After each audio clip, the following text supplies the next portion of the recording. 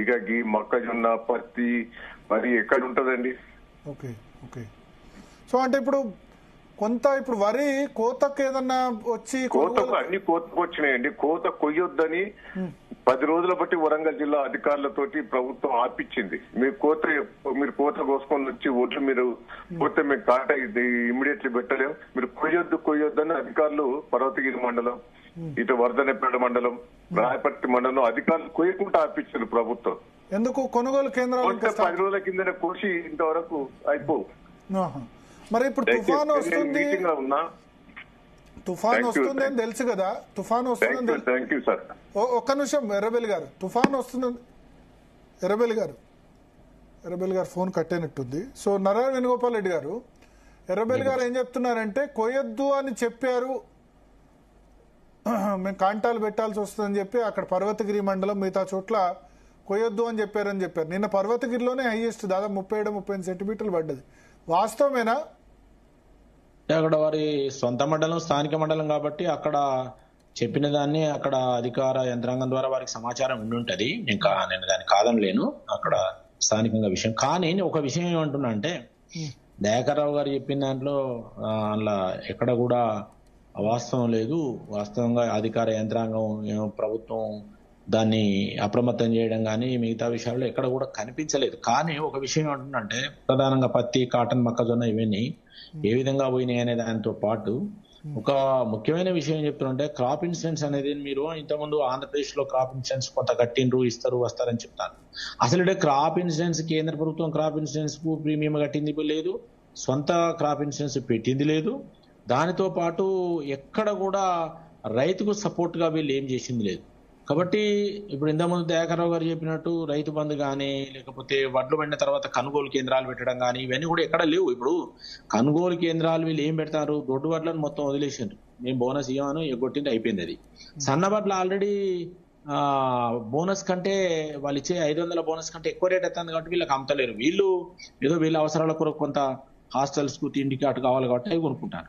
కాబట్టి ఇవాళ నేనేమంటున్నా అంటే, క్రాప్ వస్తున్నది అంటే దానికంటే ముందే అధికార యంత్రాంగం కొనుగోలు కేంద్రాలు పెట్టడం ఇదంతా రెడీ చేయాల్సి ఉంది. అవేం రెడీ కాలేదు. ఇప్పుడు రెడీ కాకపోను గాక నీకు 4-5 జిల్లాలలో విపరీతమైన వర్షం ఉంటది అని చెప్పినప్పుడు ఎక్కడ కూడా యంత్రాంగాన్ని అప్రమత్తం చేసింది లేదు. ఇప్పుడు గ్రామాలలో నీకు క్లస్టర్లు పెట్టి 5-6 ఊళ్ళోకి ఒక్క సెక్రటరీ పెడితే, అదే 5-6 ఊళ్ళోకి ఒక్క అగ్రికల్చర్ ఎక్స్టెన్షన్ అధికారిని పెడితే ఎక్కడ కవర్ చేస్తారండి వాళ్ళు? ఎక్కడ చెప్తారండి చెప్పండి? అధికార యంత్రాంగం లేదు. మీకు ఒక ఎగ్జాంపుల్ చెప్తున్నా, 5-6 ఏళ్ల కింద కేంద్ర ప్రభుత్వం నష్టపోతే డబ్బులు పంపితే డబ్బులు కూడా పంపిణీ చేయకపోతే రిటర్న్ పోయినాయి మన తెలంగాణ నుంచి. పోతే ఎందుకు పోయినాయని మా సభాపక్ష నాయకులు, మా ఎమ్మెల్యేలు పోయి చీఫ్ సెక్రటరీని అడిగితే, ఆఫ్ ది రికార్డ్ చెప్తున్నా సార్, మీరు ఏమనుకోకండి, మాకు ఎన్యూమరేషన్ చేసే అధికార యంత్రాంగం లేదు కాబట్టి మేము చేయలేదు కాబట్టి కేంద్రం ఇచ్చిన డబ్బులు వాపసు పోయినాయని చెప్పారు. తర్వాత మీకు తెలుసు, హైదరాబాద్ లో ఫ్లడ్స్ వచ్చినప్పుడు 10,000 పంచినా ఎట్లా ఫ్రాడ్ జరిగినాయో కూడా మీకు తెలుసు. అంటే ఇక్కడ మనము రైతులకు అతివృష్టి అనావృష్టిని ఎదుర్కొనేందుకు కావాల్సిన ఒక మెకానిజం అనేది లేకుండా పోయిందని నేను అంటున్నాను. ఆ మెకానిజం అనేది ఉండేది ఉంటే అందులో కొంత రిలీఫ్ వస్తుంది. సరే, ప్రకృతి విపత్తు ప్రభుత్వం చేయకపోవచ్చు కానీ, హలో చెప్పండి. అయితే ఆ మెకానిజం అనేది ప్రకృతి విపత్తుల నుంచి రైతును కాపాడేందుకు, పంటలను కాపాడేందుకు, రిలీఫ్ ఇచ్చేందుకు కావాల్సిన మెకానిజం లేదు. డిజాస్టర్ మెకానిజమే లేదు. పంటల బీమా పథకాన్ని అమలు చేసే పరిస్థితి లేదు. కేంద్ర ప్రభుత్వం అంది ప్రీమియం గట్టి అమలు చేస్తలేరు. సరే, మాది నచ్చకపోతే మీరన్నా పెట్టుకోరన్నా అని కేంద్రం చెప్తే వీళ్ళు రాష్ట్ర ప్రభుత్వం పెట్టుకునే పరిస్థితి లేదు. దానికి కల్లాలు కానీ, గోడౌన్స్ కానీ, ఇప్పుడు ఉపాధి హామీ కింద నీకు కల్లాలు చేసుకునేందుకు అవకాశం ఇచ్చింది. అవి కూడా ఎక్కడ ఎంకరేజ్మెంట్ లేదు. గతంలో ప్రభుత్వాలు కళాలు ఎక్కడో సందులాలు కడితే అవి 150 కోట్లు రిటైన్మెంట్ అప్పుడు వెళ్ళిపెట్టారు. కానీ ఇప్పుడు కూడా ప్రభుత్వాలు రైతులకు సంబంధించిన ఇన్ఫ్రాస్ట్రక్చర్ కానీ, గోడౌన్స్ కానీ, లేకపోతే వాళ్ళకి కావాల్సిన బ్యాక్ సపోర్ట్ కానీ, ఏది కూడా ఇన్సూరెన్స్ కానీ వీటి మీద శ్రద్ధే లేదు. నష్టపోతే రిలీఫ్ ను ఎదుర్కొనేందుకు కావాల్సిన యంత్రాంగాన్ని ఏం లేవు. లేనప్పుడు ఇప్పుడు పంటల బీమాను అమలు చేయొచ్చు కదా. ఆ అమలు చేసే క్రమంలో ఏ రకంగా అయితే చేయొచ్చు కదా, చేసి దాన్ని. అయితే ఇక్కడ యంత్రాంగం లేదు. ఫస్ట్ ఏంటంటే చెప్పండి. అయితే యంత్రాంగం లేదు అసలు. ముందేంటంటే వాళ్ళకు డిజాస్టర్ ఎదుర్కొనే యంత్రాంగం లేదని నేను అంటున్నాను. నేను ఆరోపణ కాదు చేసేది, వాస్తవం ఇది. ఇవాళ మీరు ఒక చీఫ్ సెక్రటరీని అడగండి, ఎంత యంత్రాంగం ఉంది గ్రామాల్లో, ఎవరున్నారండి? ఇప్పుడు కోస్తే గనక వరి పంట దక్కేదా? ముందే కోస్తే గనక అంటే వరి పంట కోయంగానే అంటే నేనేమంటున్నా అంటే వరి పంట వీళ్ళు కోయమంటే కోయరు వద్దంటూ కోరండి. అది క్రాప్ వచ్చినప్పుడే కోయాలి కదా, ముందైతే కోయలేం మనం. వరికి ఇప్పుడు ఎర్రబెల్లి దయాకర్ గారు అన్నారు కోయడం వద్దు అని చెప్పారన్నారు. అఫ్ కోర్స్ వాళ్ళ ఏరియాలో వాళ్ళకి సమాచారం ఉండి ఉంటది, నేను కాదంటలేను. దయాకర్రావు గారు చెప్పింది వాస్తవమే. వారి ప్రాంతంలో కొనుగోలు కేంద్రాలు పెట్టకపోవడం వల్ల మేము కొనుగోలు కేంద్రాలు పెట్టేదాకా ఆగండి అప్పుడు కొంటామనడం వల్ల రైతులు ఆగవచ్చు, నేను కాదనను. అయితే అదొక్కటే కాకుండా రైతులు క్రాప్ ఎప్పుడు వస్తుందో అప్పుడు ఏ మండలంలో క్రాప్ వస్తున్నదో ఏ విత్తనం, చిన్న విత్తనం ఇప్పుడు క్రాప్ వచ్చిందండి, మన దొడ్డు విత్తనం క్రాప్ వచ్చింది, సన్న విత్తనాలు ఇంకా క్రాప్ రాలి ఇప్పుడు ఇంతున్నాయి, కొన్ని ఈన్నాయి, ఆ ఈన్నాయో పడిపోయినాయి, క్రాప్ కు వచ్చినాయి మొత్తం ఇప్పుడు కింద పడిపోయినాయి, రాలిపోయినాయి. నీళ్లు ఉన్నాయి చూడండి, ఆ నీళ్లున్న బాపతి అన్ని మురిగిపోతాయి, ఒక్క గింజ కూడా వాళ్ళ చేతికి రాదు, ఒక గింజ కూడా చేతికి రాదు. అయితే ఇది ప్రభుత్వం తప్ప అనే కానీ దాన్ని నష్టాన్ని ఎన్యూమరేట్ చేసి నువ్వు సహకారం అందించే ప్రయత్నం అయితే చేయాలి కదా. పంటల బీమాని అయితే నువ్వు అమలు చేయాలి కదా. ఆ తడిసిన వాటిని తీసుకొని వాటిని ఎండబోసే ఒక మెకానిజం కూడా ఉండాలి కదా, వాటిని ఎండబోసేందుకు కల్లాలు ఉండాలి కదా, కూడా స్టోర్ చేసే కెపాసిటీ ఉండాలి. అట్లా నేను అది దాని విషయంలో ఒకసారి మనతో పాటు నాయన్ రాజేందర్ రెడ్డి గారు జాయిన్ అయ్యారు, వరంగల్ వెస్ట్ ఎమ్మెల్యే. నాయన్ రాజేందర్ రెడ్డి గారు, ఎట్లా ఉంది వరంగల్లో పరిస్థితి ఇప్పుడు? నమస్తే అండి. చాలా కొద్దిగా బాధాకరమైన విషయం ఏంటంటే ఇది సడన్ గా రావటం, ఇంత భయంకరమైన దశాబ్ద కాలంలో ఇంత పెద్ద ఇది ఎన్నడూ రాలే.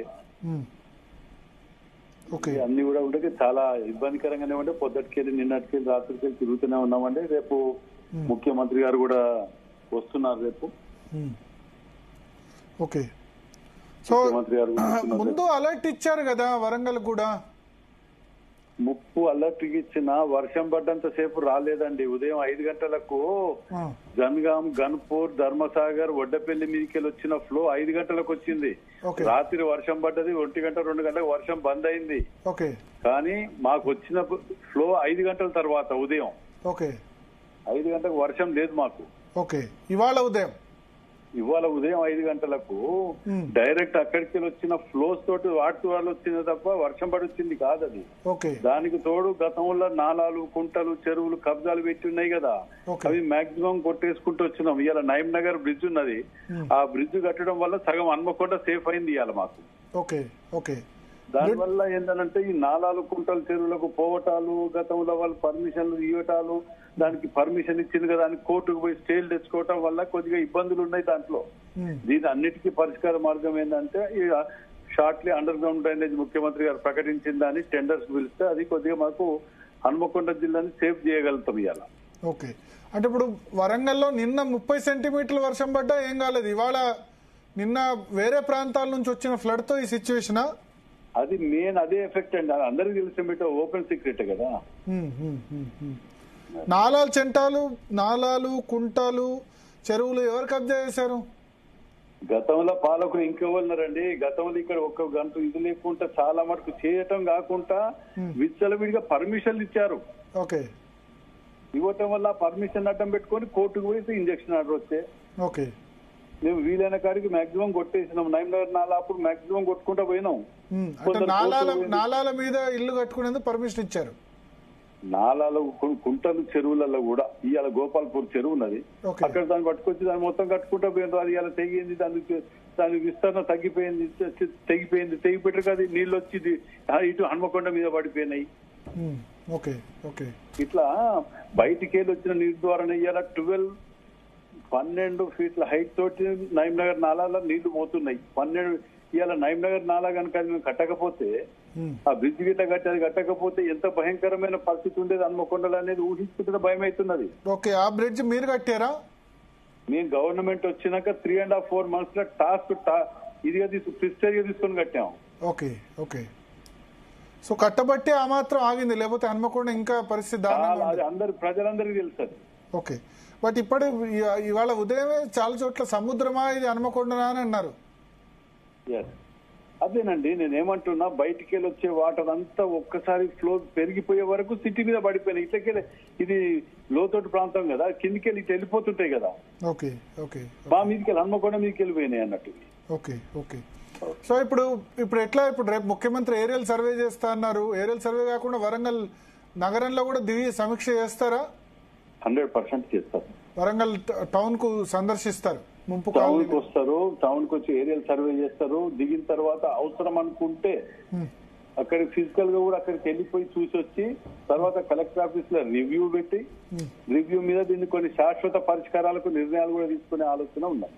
కానీ సార్ మనం వరంగల్ లాస్ట్ 5 సంవత్సరాలు చూస్తే ప్రతి సంవత్సరం ఒక్కసారి కాదు 2 సార్లు మునుగుతోంది.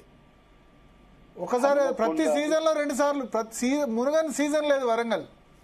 హనుమకొండ 21, 22, 23, 24, 25 హైదరాబాద్ లో సార్ ఫ్లడ్స్ వచ్చి పోయినాయి. కానీ వరంగల్ ఎందుకు అట్లా?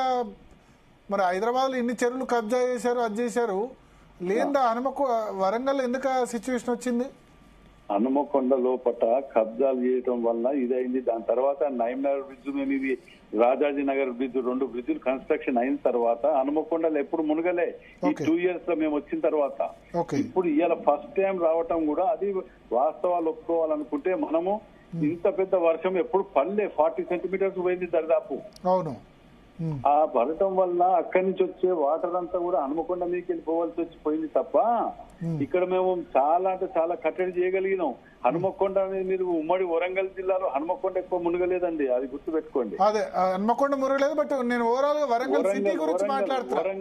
వరంగల్ ఈస్ట్ అనుకోండి, వెస్ట్ కాకుండా మునిగి అటు సైడ్ కొన్ని ఉన్నది కానీ ఉమ్మడి వరంగల్ జిల్లాలో మునిగి తప్ప హనుమకొండలో సగం కూడా ఎక్కువ ఇది కాలేకపోయింది. అదే నేను అందుకని వరంగల్ అంటారు. వరంగల్ సిటీలో ఇవాళ ఉదయం ఆ సిచ్యువేషన్ ఉంది. సో ఎట్లా ఇప్పుడు ఆస్తులు నష్టపోయిన వాళ్ళు ఏమన్నా ఉన్నారా? ఎంత మేరకు ఆస్తి నష్టం జరిగి ఉంటుంది? నిజంగా కూడా పాపం చాలా నష్టం జరిగిందండి. వాళ్ళ కింది ఫ్లోర్లలో మునిగిపోయి ఫ్రిడ్జ్లు, టీవీలు ఇవన్నీ పోయిన చాలా అంటే చాలా నష్టం జరిగింది. వారి ముఖ్యమంత్రి గారు రేపు వచ్చిన తర్వాత వారు ఏ విధమైన నిర్ణయాలు తీసుకుంటారు, ఏ విధమైన నిర్ణయాలు ప్రకటిస్తారనేది మనం వేచి చూడాలి. 100% పాజిటివ్ రిజల్ట్